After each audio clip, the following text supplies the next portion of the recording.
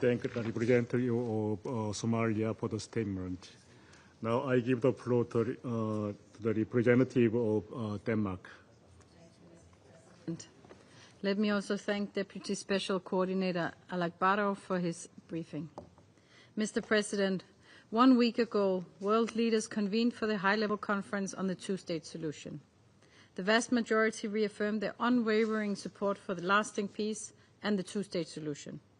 In the midst of this dark chapter in the Israeli-Palestinian conflict, we saw a glimpse of hope, of momentum that we must dare to build on.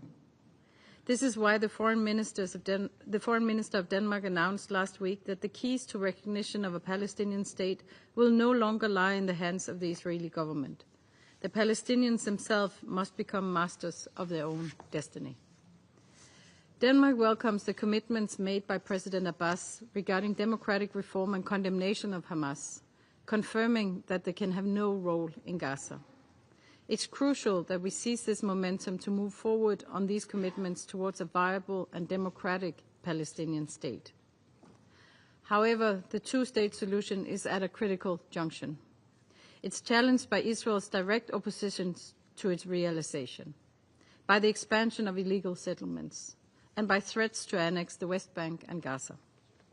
Since our last briefing in June, Israel has approved the E1 settlement plan, a plan that will, if implemented, gravely undermine the two-state solution.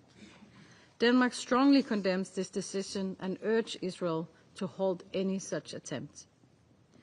We continue to see new expansions of settlements, widespread settler violence, forced displacement of local communities, and demolition orders of Palestinian-owned structures, including in East Jerusalem.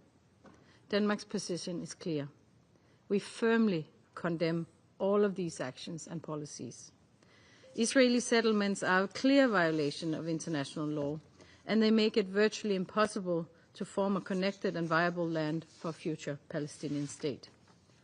Mr. President, there must also be concerted efforts to support the Palestinian Authority and its commitment to reform. Denmark remains greatly concerned by the PA's deteriorating financial situation. We have recently joined the Emergency Coalition for Palestine and have allocated approximately $8 million in additional support. We have also been at the forefront of EU support for capacity building and reform of the Palestinian authorities. We call on Israel to urgently release the withheld tax revenues it collects on behalf of the Palestinian Authority and to renew the bank agreement.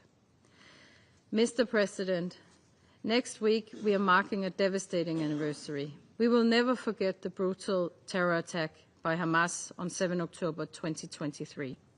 Just little over a week ago, another attack at the Allenby crossing, which we strongly condemn. But there can be no justification for terrorism, nor for the despicable maltreatment of the hostages. We have consistently stressed that Israel's response must be exercised in compliance with international law, including international humanitarian law, and we are now seeing that Israel's actions go far beyond self-defense. A man-made famine is unfolding.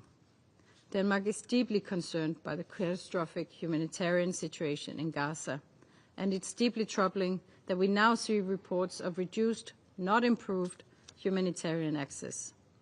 We urge the government of Israel to provide authorization for international NGOs' operations in the OPT.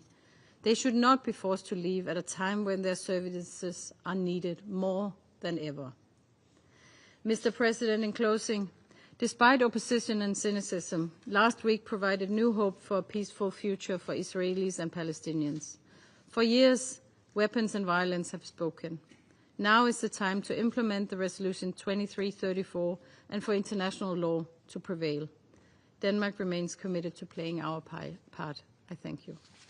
I thank the representative of Denmark for the statement.